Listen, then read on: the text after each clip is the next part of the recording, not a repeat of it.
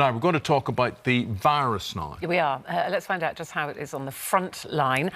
You'll be familiar with Dr. Larisa quite often in our studio, but she has volunteered to be redeployed. She's on an intensive care unit in a hospital in London. Larisa, good morning. It's good to see you. Good morning. How are you? Well, we're very well, but how are you coping? Tell us how it is on the ward. You're, as we said, in intensive care, so it must be very, very difficult for you and your colleagues.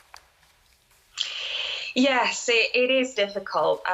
Last time I connected with you on air, with Bill and Holly, I spoke about how hard it was just to see people so helpless in the face of this disease and just how poorly they really are and how ravaged their bodies are by the entire condition, not being able to do what we consider, and take for granted really simple functions like basic breathing, keeping their blood circulating and so on. But this Easter was particularly hard because there are still so many poorly people. And I myself personally was involved in helping to resuscitate someone this weekend where we all remained behind after a long 12-hour shift.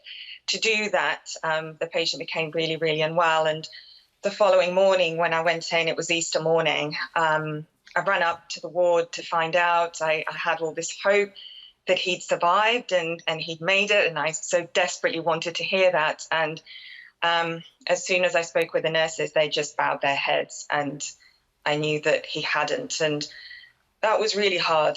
I actually, I started to cry, and behind my entire gown and mask, and I tried to sort of keep it together and stifle these tears. And our wonderful cleaner, who is just absolutely amazing.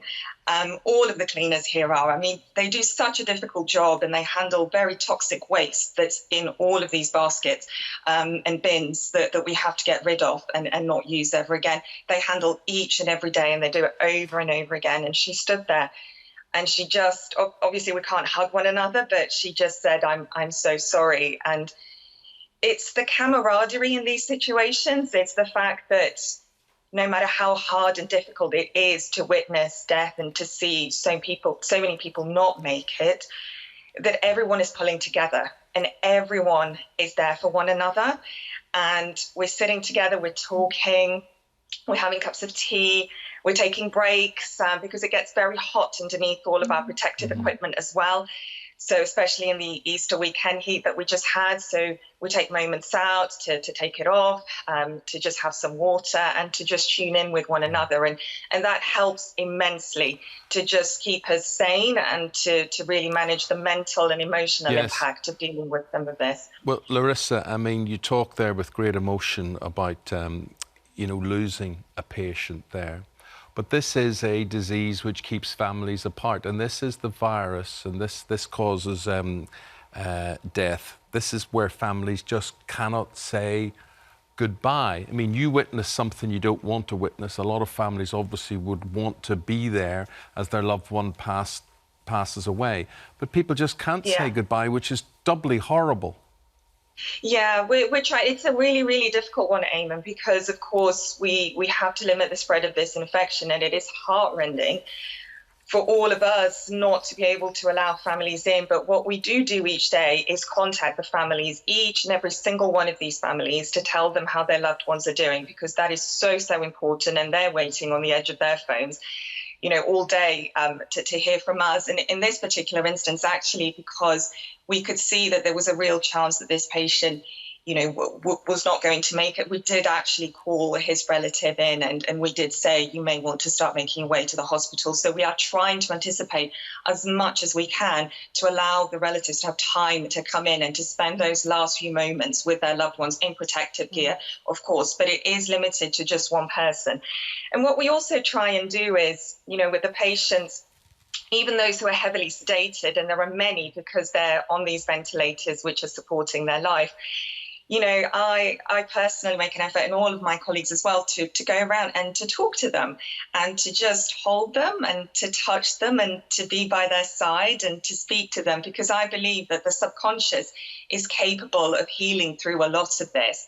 And, when they do wake up, I had another gentleman I was looking after, and he doesn't speak a lot of English.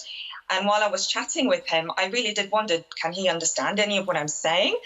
And so I just said to him, please squeeze my hand if any of this makes sense. And he just kept squeezing it over and over and over again. And it was just this pure moment of joy where we both started to cry. And it just meant so much that he could hear me and that it made a difference to him. And I have another 70-year-old patient I'm looking after who I promised I will get pregnant when she makes it out and I will deliver her baby. That's some promise.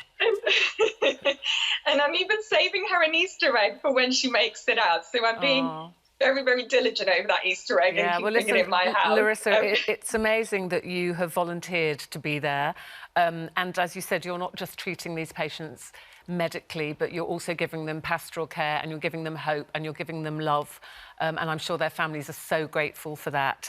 Keep on doing the amazing work you're doing, and our love and respect to you and your colleagues as well. Thank you so much from all of us. Thank you so much. Thank you so much for all your support and for the public's general support. It's amazing. And I love this piece of art that you've just shown. It's gorgeous, isn't it? It's gorgeous. It is. It is. Thank you so Larisa. much. And thank you, Larissa. Take care.